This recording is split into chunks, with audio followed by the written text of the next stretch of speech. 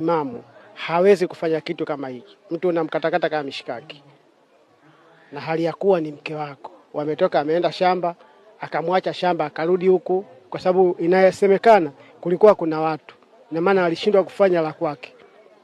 Mara pili alivyorudi ndio akafanya la kwake, akamuhifadhi alivyojua yeye, akaja akaingia ndani, akauza mahindi, akaanza safari yake. Kufunua ili lile tenge kichwani, ikakuta kichwa chote kimechana na panga. Yaani sio sehemu moja, mapanga 5 yamekata kichwani na kila panga limeingia.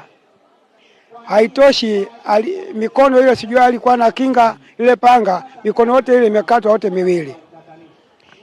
Baada ya hapo tena kuna panga lingine limepiga hapa nyuma ya kichogoi cha chini ya shingo kwa nyuma, limekata mpaka sehemu hii ya karibu ya koo. Tulichukua hatua mbalimbali kuhakikisha kwamba wahusika hasa idara ya polisi wanafika na madaktari kwa ajili ya uchunguzi wa awali, na hatimaye tukashirikiana na wananchi kufikisha mwili pale Magunga. Hapa watu wanauliwa wengi kwenye eneo hili la kwa Mgwe, na hao wanaowaleta watu wapo, baadaye wanaua afu wanakimbia.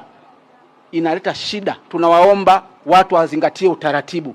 Mtu anavyoleta watu lazima kawalipotishe kwa balozi, kwa mwenyekiti wa kitongoji, mwenyekiti wa kijiji, ili baadaye likitokea jambo tunaanzia hapo. Tunatamani aliyofanya jambo hili na wale wengine wapeleke haraka sana katika vyombo vya maamuzi.